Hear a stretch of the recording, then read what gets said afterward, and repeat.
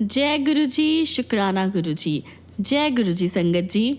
आज हम जानेंगे कैसे गुरु जी ड्रीम में दर्शन देते हैं, कैसे बड़ी से बड़ी बीमारी को छोटी से छोटी चीज़ से ठीक कर देते हैं।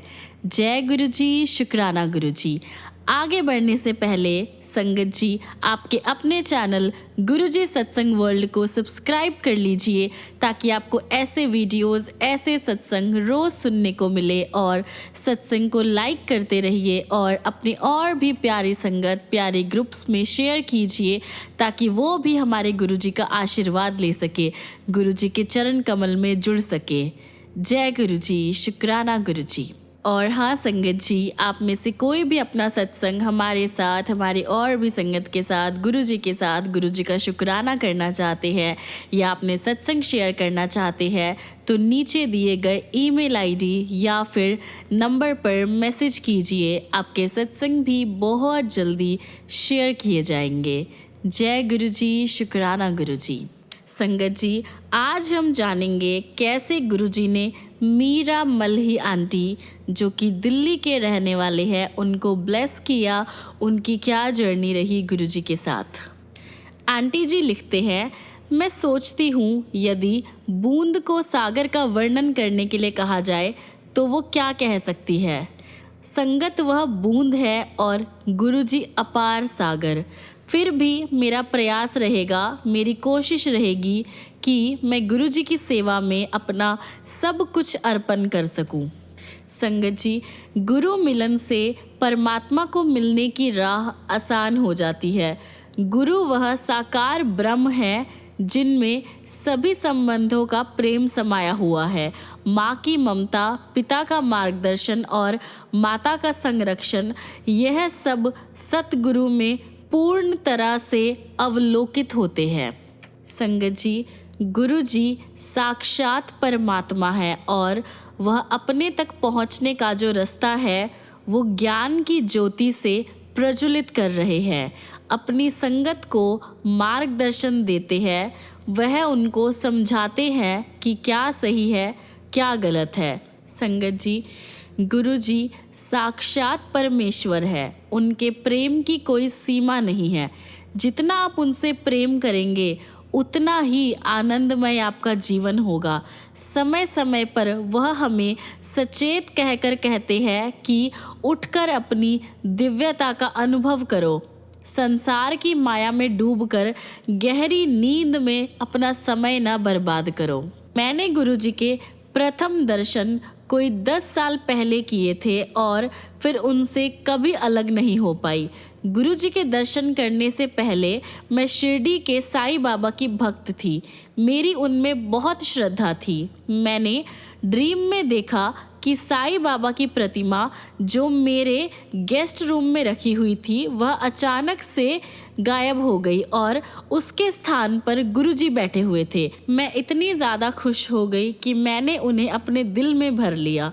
अगले दिन जब मैं गुरुजी के पास गई तो उन्होंने कहा कि पिछली रात मैंने उन्हें जोर से अंगीकार किया था, मतलब उन्हें अपनी गोद में भर लिया था। मैं काफ़ी ज़्यादा सरप्राइज थी कि उन्हें मेरे ड्रीम के बारे में कैसे पता चला, किंतु अगले ही क्षण मुझे आभास हो गया कि गुरुजी तो परमात्मा है, उनसे कुछ भी छिपा हुआ नहीं है। वो तो हमारे पास्ट, प्रेजेंट और फ्यूचर के बारे में सब जानते हैं, लेकिन वह किसी को यह बताते नहीं हैं। एक बार मैं जब उनके चरण दबा रही थी, उन्होंने कहा कि 3 साल के बाद मुझे उनके पास आने के कारण ज्ञान होगा। मैं काफ़ी ज़्यादा व्याकुल हो गई थी उस कारण को जानने के लिए। धीरे धीरे मेरे मन से यह बात उतर गई। 3 साल के बाद मेरे पति को हार्ट में और गुर्दे में प्रॉब्लम हो गई। हम उन्हें बॉम्बे ले गए जहाँ पे 15 दिन तक उनका हॉस्पिटल में इलाज चला। उन दिनों मैं अपने हाथ में गुरुजी का स्वरूप लिए उनसे विनती करती रहती थी। चिंता बहुत हो रही थी। मैंने दिल्ली में अपने बेटी को गुरुजी के पास जाकर मेरी प्रॉब्लम्स को बताने के लिए कहा, लेकिन गुरुजी ने उसको टोक दिया और बोले कि आंटी, मैं उनके साथ जुड़ी हुई हूँ और मुझे फिर से यह रियलाइज़ हुआ कि उन्हें सब पता है, उनको कुछ भी बताने की ज़रूरत नहीं है। गुरुजी की दया से, उनकी ब्लेसिंग से मेरे पति का जो हेल्थ था वह धीरे धीरे सुधर रहा था और हम दिल्ली वापस आ गए। मैं तुरंत गुरुजी के पास गई और उनको बार बार धन्यवाद दिया। तो वह बोले कि मेरे हस्बैंड को न्यू लाइफ दान दी है उन्होंने, इसलिए उन्होंने मुझे अपने पास बुलाया था, मेरे हस्बैंड को न्यू लाइफ देने के लिए।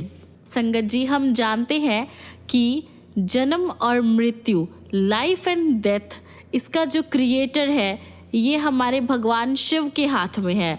यदि गुरुजी ऐसा कर रहे हैं तो इसका मतलब बिल्कुल क्लियर है कि गुरुजी ही शिव है और शिव ही गुरुजी है। एक बार मैं गिर पड़ी थी जिससे मेरी टांग की सर्जरी हुई थी। उसके बाद मेरे पैर में काफ़ी ज़्यादा पेन रहती थी, मेडिसिन्स कोई भी काम नहीं कर रही थी। जब मैंने ये प्रॉब्लम गुरुजी के सामने कही तो उन्होंने मुझे पान के पत्ते कुछ अभिमंत्रित कर दिए। मुझे उन्हें पीस कर दर्द वाली जगह पर लगाना था, लेकिन ऐसा करने से मेरा दर्द बहुत ज़्यादा बढ़ गया। मैं रोते रोते गुरुजी के पास गई तो उन्होंने कहा कि इस प्रकार मेरा जो सारा दर्द है वो निकल रहा है। कुछ ही दिनों में मेरी जो दर्द थी पूरी तरह से ख़त्म हो गई और फिर 3 साल तक कुछ नहीं हुआ। अचानक एक दिन वो जो दर्द था फिर से होने लगा। गुरुजी उस समय जलंधर में थे और मैं बहुत ही दुविधा में थी कि मैं क्या करूं। मेरी बहन ने एक डॉक्टर से टाइम लिया, अपॉइंटमेंट लिया। मैंने गुरुजी से निवेदन किया कि यदि वह होते तो मुझे इसकी आवश्यकता नहीं होती। मैंने गुरुजी से प्रेयर की कि जो भी मुझे टाइम मिला है अपॉइंटमेंट का, उस पूरे टाइम पे गुरुजी मेरे साथ ही रहे। मैं घबराते हुए डॉक्टर के पास गई। मैंने उनको अपना पूरा हाल बताया और ये भी बताया कि 3 साल से मैं कोई भी मेडिसिन नहीं ले रही हूँ। उन्होंने जब पूछा कि मैं अब किसका ट्रीटमेंट ले रही हूँ तो मैंने उन्हें गुरुजी के बारे में बताया। ये सुनकर उन्होंने अपने ब्रीफकेस में से गुरुजी का स्वरूप निकाला और पूछा कि क्या वो यही है। मेरे सामने मेरी जो प्रॉब्लम थी उसका जवाब में गुरुजी मिले थे। मैं काफ़ी ज़्यादा इमोशनल हो गई और मेरे आंखों से आंसू निकलने लगे। डॉक्टर ने मुझे भरोसा दिलवाया और कहा कि गुरुजी के होते हुए मुझे कोई भी चिंता करने की ज़रूरत नहीं है। उनके रहते हुए वह स्वयं और कुछ नहीं कर सकते। मैं घर लौट आई और धीरे धीरे मेरी जो पेन थी वो बिल्कुल ख़त्म हो गई। कोई सोचेगा कि यह कैसे पॉसिबल है। ये तो गुरुजी का एक छोटा सा एग्जाम्पल है, गुरुजी की ब्लेसिंग्स का बहुत ही छोटा सा एग्जाम्पल है। उनकी सभा में हमारा सीमित विज्ञान हार जाता है, उनके सामने मेडिकल साइंस सब कुछ फेल है। गुरुजी तो हर एक चीज़ कर सकते हैं। गुरुजी तो ड्रीम्स में हमारे पेन ख़त्म कर देते हैं। गुरुजी को हमें कंप्लीट समर्पण करना है, कंप्लीट सरेंडर करना है। हमें गुरुजी के साथ अटूट संबंध बनाने के लिए सबसे पहले हमें श्रद्धा का बीज बोना पड़ेगा। बीज के पनपने पर विश्वास का अंकुर फूटेगा। फिर उस बैल के सहारे गुरुजी के चरणों में समर्पण करें। उसके बाद ही गुरुजी के साथ आपका जो रिलेशन है, आपका जो प्यार है, आपका जो संबंध है वह बन पाएगा। और उसके बाद आपको वास्तविकता के बारे में पता चलेगा और गुरुजी की कृपा से असंभव भी संभव हो जाएगा। गणेश आरती में एक दोहा है, अंधन को आँख देत, कोढ़िन को काया, बांझन को पुत्र देत, निर्धन को माया। गुरुजी की सभा में यह चारों बातें रियलिटी होती है। ये चारों बातें सच होती देखी गई है, देखी जाती है। कैंसर का निवारण हुआ है और जनन शक्तिहीन को पुत्रोत्पत्ति हुई है।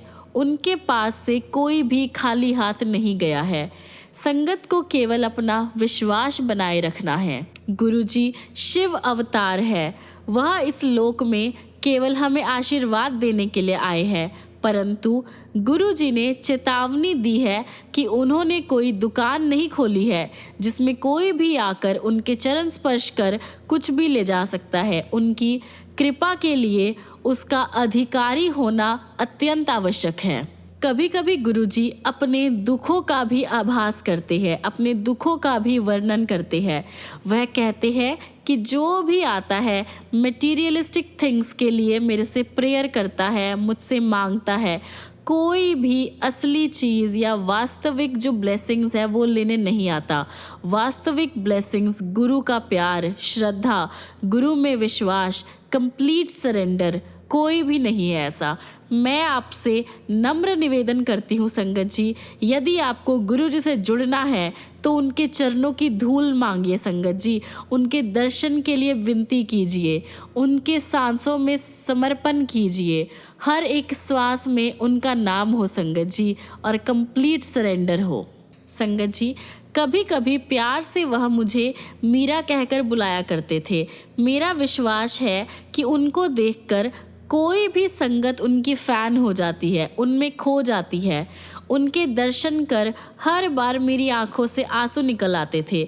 यह देखकर एक बार मेरी बेटी ने मुझे डांटा और कहने लगा कि लोग सोचेंगे कि आप कितनी ज़्यादा दुखों की मारी हो। मैंने उसको समझाने का काफ़ी ट्राई किया। मैंने उसको बताया कि मैं रोती नहीं हूँ, मेरा मन उनको देखकर प्यार से भर जाता है और आंसू अपने आप ही आ जाते हैं। मेरी बेटी को कोई भी जो तर्क है या कुछ भी वह सुनना नहीं चाहती थी और उसने मुझे कहा कि अपने आप पर कंट्रोल रखो। थोड़ी देर बाद जब मैंने अपनी बेटी को रोते हुए देखा तो मैंने उससे पूछा। उसने उत्तर दिया कि उसे पता ही नहीं था कि वो क्यों रो रही है, और मैंने उसे बताया कि गुरुजी ने उसको अपने प्यार का जो है अनुभव करवाया है, अपना प्यार फील करवाया है। वैलेंटाइंस डे पर मैंने पूजा रूम में एक दिया जलाया। मैंने गुरुजी से कहा कि उनसे मिलने के बाद मैंने कभी किसी से इतना प्यार नहीं किया। मैंने उनको बताया कि वही मेरे वैलेंटाइन है और इस दिन जो है गिफ्ट्स का एक्सचेंज होता है। मैंने कहा कि मेरे पास तो अपना कुछ भी नहीं है जो मैं उनको दे सकूं, क्योंकि जो कुछ मेरे पास है सब कुछ उन्हीं का दिया है। तो क्या वह मेरे प्रेम के जो आंसू है वो स्वीकार करेंगे? किंतु बदले में मुझे उनसे गिफ्ट चाहिए। उस रात को गुरुजी मेरे ड्रीम में आए। उन्होंने अपने गले से एक गुलाब के फूलों की माला निकालकर मेरे गले में डाल दी। वो ही सबसे बेस्ट गिफ्ट था।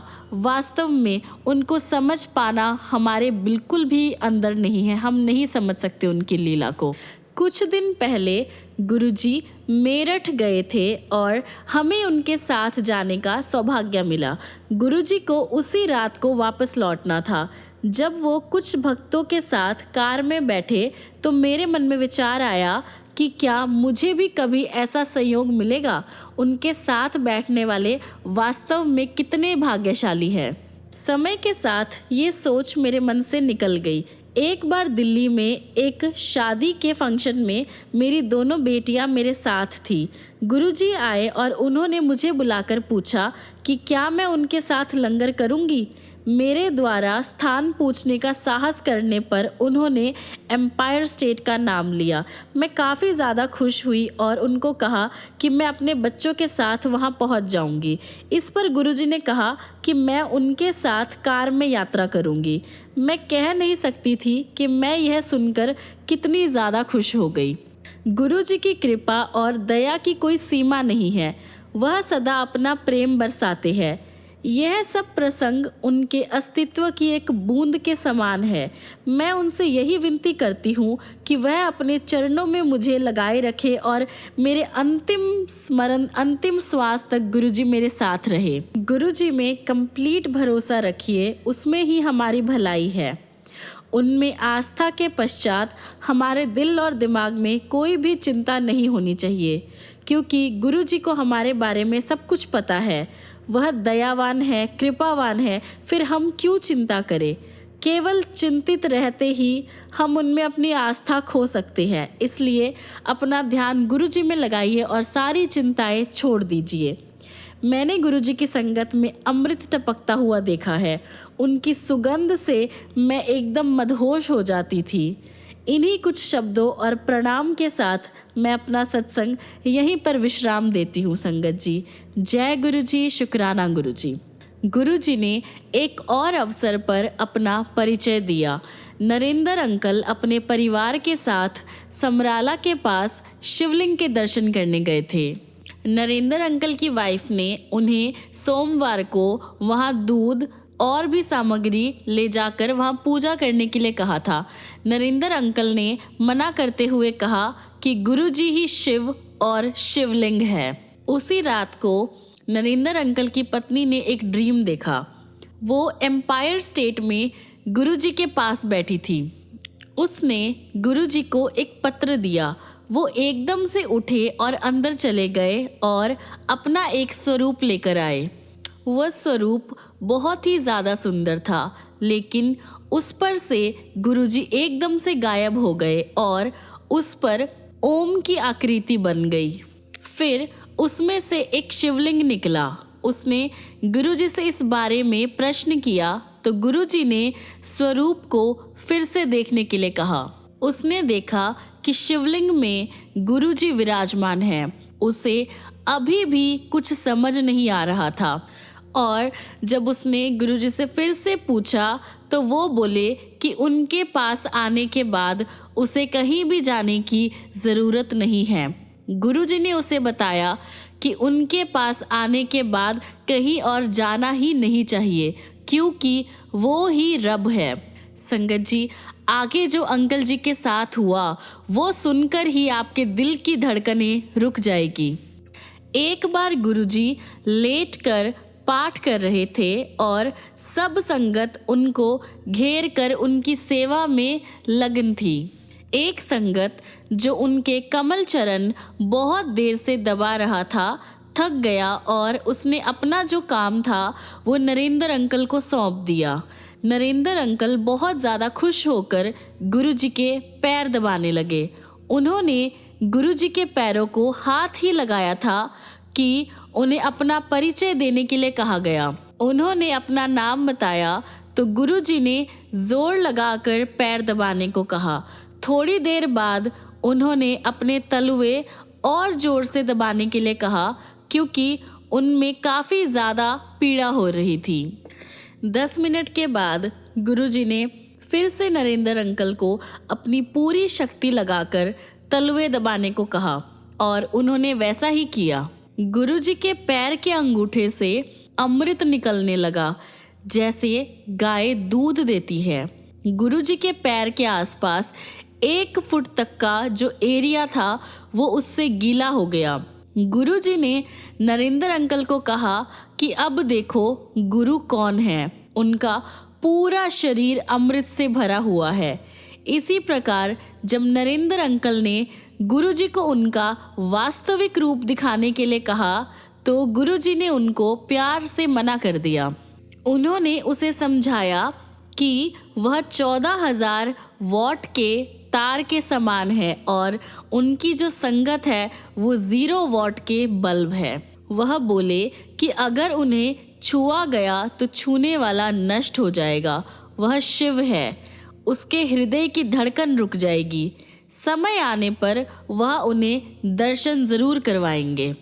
कभी कभी गुरुजी अपनी जो संगत होती थी उनके जो रिलीजियस बिलीफ या रिलीजियस जो उनका नेचर है उस पे अपनी राय दे दिया करते थे, पर ऐसे अवसर बहुत ही कम होते थे। माला को कुछ भी बताने को वह मना करते थे, क्योंकि इससे मनुष्य जो है स्वाभिमानी हो जाता है। परंतु नरेंद्र अंकल जो है इस रिचुअल को अपने बचपन से करते आ रहे थे। एक दिन जब वह ऐसा अपने घर के पूजा रूम में कर रहे थे, वह समाधि में चले गए और बड़े मंदिर पहुंच गए। वहां पर वह हॉल में बैठे हुए थे और माला उनके सामने रखी हुई थी।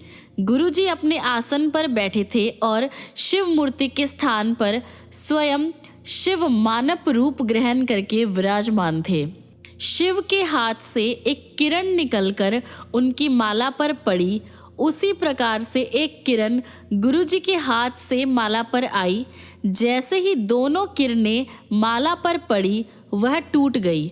उसी टाइम नरेंद्र को चेतना आई और उन्होंने देखा कि उनकी माला तो वास्तव रूप में टूट गई है। उस दिन से नरेंद्र अंकल ने माला को कुछ भी बताना बंद कर दिया है। वह अब गुरुजी के कथन पर विश्वास करते हैं कि प्रार्थना प्रेयर कभी भी करी जा सकती है। भगवान को याद करने के लिए ना ही कोई माला और ना ही कोई सुइटेबल टाइम होना चाहिए। भगवान को तो खाते पीते घूमते फिरते भोजन बनाते हुए लेटे हुए या कोई भी काम करते हुए कभी भी याद कर सकते हैं और उनका शुक्राना कर सकते हैं। यदि भगवान और उनके भक्त का जो संबंध है वो अटल है, अटूट है, तो वह कभी भी कहीं भी किसी भी अवस्था में आपके सामने आ सकते हैं, आपकी मदद करने के लिए हर पल आपके साथ रह सकते हैं। एक अवसर पर गुरुजी ने नरेंद्र अंकल और उनके परिवार को कुछ दिन के लिए बड़े मंदिर में रहने के लिए कहा। वहाँ रहते हुए एक दिन नरेंद्र अंकल और एक और संगत हॉल में रखी हुई शिव प्रतिमा को साफ कर रहे थे। अचानक से नरेंद्र अंकल ने उस मूर्ति के चरणों से अमृत निकलते हुए देखा। उन्होंने उसे कपड़े से साफ किया पर वह जगह फिर से गीली हो गई। नरेंद्र अंकल के साथ जो एक और संगत थे उन्होंने कहा कि ऐसा तो पॉसिबल नहीं है। उन्होंने कहा कि नरेंद्र अंकल ने उस जगह को अच्छे से साफ नहीं किया होगा। जब उन्होंने खुद से उसे साफ करने का ट्राई किया तो फिर से वो जगह गीली हो गई और वहाँ से अमृत निकलने लगा। यह देखकर वो भी सरप्राइज हो गया। नरेंद्र अंकल पहली बार बड़े मंदिर में दिसंबर 1998 में गए थे। गुरुजी ने स्वयं उन्हें और उनके काफ़ी संगत को उसका भ्रमण करा के दर्शन कराए थे। अचानक से सारी संगत ने देखा कि आधा लिंग गीला है और वह सोच रहे थे कि ये कैसे पॉसिबल हो सकता है। उनकी ऐसा सोचते ही गुरुजी तुरंत बोले कि उस पर अमृत वर्षा हो रही है। उन्होंने भविष्यवाणी करी कि एक दिन गंगा नदी खुद आकर इस लिंग को दूध से स्नान कराएगी। यह लिंग भारत के 12 ज्योतिर्लिंगों से भी प्रमुख होगा और जिनकी अभिलाषाएं कहीं और पूरी नहीं हो सकेगी वो सब यहाँ पर होगी। गुरुजी के इस कथन के एक हफ्ते के बाद एक और संगत को गुरुजी ने ड्रीम में दिखाया, जो कि श्री सिंगला अंकल थे। उन्होंने ड्रीम में देखा कि गंगा इस लिंग को अपने जल से स्नान करा रही है। 2006 में नरेंद्र अंकल का परिवार मथुरा जाने के लिए प्लान कर रहा था, मथुरा जाना चाहता था, लेकिन किसी वजह से उनकी जो योजना है वो सफल नहीं हो पा रही थी। अप्रैल 2006 तक ऐसा ही चलता रहा। इसी समय जो नरेंद्र अंकल की फैमिली थी वो बैसाखी के अवसर पर बड़े मंदिर आई। गुरुजी ने नरेंद्र अंकल की पत्नी को ड्रीम में दर्शन दिए और उसको अपने कमल चरण दबाने के लिए कहा। उनके पैर दबाते हुए गुरुजी के चरणों में से एक कृष्ण की मूर्ति प्रकट हुई। उन्होंने उसे वह उनके पेट पर रखने के लिए कहा। जब उसने ऐसा किया तो वह पेट के अंदर जाकर अंतर्ध्यान हो गई। फिर गुरुजी अपने कक्ष में गए और नरेंद्र अंकल की पत्नी ने देखा कि वह एक मंदिर में परिवर्तित हो गया है। वहाँ पर राधा कृष्ण का एक बहुत बड़ा स्वरूप था। वह भक्त जो वृंदावन जाकर कृष्ण की प्रतिमा देखना चाह रही थी, उन्होंने यह देखकर गुरुजी से इस सारी चीज़ों का जवाब मांगा। गुरुजी ने प्रश्न में उत्तर दिया कि क्या उसे दर्शन हुए? वृंदावन जाने की कोई आवश्यकता नहीं है, सब कुछ इधर ही है। नरेंद्र अंकल एक और अन्य घटना का वर्णन करते हैं, एक और अन्य घटना के बारे में बताते हैं जिसमें गुरुजी ने अपनी वास्तविकता प्रकट करी थी। एक ड्रीम में नरेंद्र अंकल को एक हॉल में ले जाया जाता है। गुरुजी उन्हें बुलाकर 3 बार उनके कान खींचते हैं और माथे के बीच वाले स्थान को 3 बार छूकर कहते हैं, कल्याण हो गया। कुछ दिन के बाद नरेंद्र अंकल ने देखा कि गुरुजी के लॉकेट पर, जिसे वह सदा पहने रहते हैं, ओम और शेषनाग की छवि आ रही है। यह अभी भी नरेंद्र अंकल के लॉकेट पर देखी जा सकती है। नरेंद्र अंकल ने इसका उल्लेख गुरुजी से किया तो वह बोले कि केवल भगवान ही यह कर सकते हैं। कोई और अपने को ईश्वर कह सकता है? वो ही परमात्मा है और रियलिटी में विधाता वही है। उनका जो रूप है वह रहस्यात्मक और आश्चर्यजनक है। नरेंद्र अंकल उनसे उनकी जूतियां प्राप्त करने की घटना का उल्लेख करते हुए कहते हैं कि वह 3 आकार की है, 6, 7 और 8, और गुरुजी उन तीनों को पहना करते थे। कई और संगत ने भी गुरुजी के अलग अलग रूप देखे हैं। ऐसा केवल वो ही कर सकता है जिसने भौतिक पर विजय प्राप्त कर ली हो, जो माया से ऊपर हो, प्रकृति जिसके चरणों में निवास करती हो, जो उसका स्वामी हो, जो शिव हो, जिसका कोई आदि मध्य या अंत नहीं है, जिसने काल से पहले जन्म लिया हो और जिसने गुरुजी के रूप में मानव जाति का कल्याण करने के लिए अवतार लिया हो।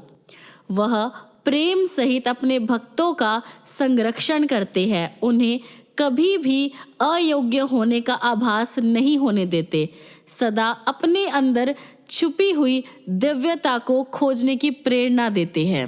संगत जी, नरेंद्र अंकल जी बताते हैं कि ये तो उनकी जर्नी के कुछ बहुत ही छोटे छोटे से हिस्से हैं।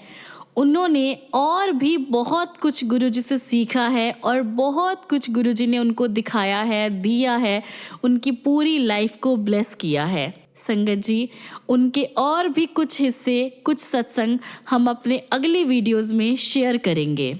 संगत जी, हम अपने आज के सत्संग को यहीं पर विराम देते हैं और कोई भी भूल चूक हो तो गुरुजी से क्षमा मांगते हैं और खत्म करने से पहले गुरुजी का मंत्र जाप करते हैं। ओम नमः शिवाय, शिवजी सदा सहाय। ओम नमः शिवाय, गुरुजी सदा सहाय। ओम नमः शिवाय, शिवजी सदा सहाय। ओम नमः शिवाय, गुरुजी सदा सहाय। ओम नमः शिवाय, शिवजी सदा सहाय। ओम नमः शिवाय, गुरुजी सदा सहाय। ओम नमः शिवाय, शिवजी सदा सहाय। ओम नमः शिवाय, गुरुजी सदा सहाय। जय गुरुजी, शुक्राना गुरुजी। जय गुरुजी। संगत जी, मिलते हैं अगली वीडियो में अगले और भी ऐसे चमत्कार, ऐसे दिल दहलाने वाले गुरुजी के प्यारे प्यारे सत्संग, प्यारी प्यारी ब्लेसिंग्स लेकर। तब तक के लिए गुरुजी आपकी लाइफ को खुशियों से भरे, आपको ब्लेसिंग्स दे, आपको प्यार दे, आपकी प्रॉब्लम्स को सॉल्व करे और आप भी गुरुजी को दिल से प्यार करिए। संगत जी, मांगिए नहीं, उनको मान के देखिए। जय गुरुजी, शुक्राना गुरुजी। जय गुरुजी। संगत जी।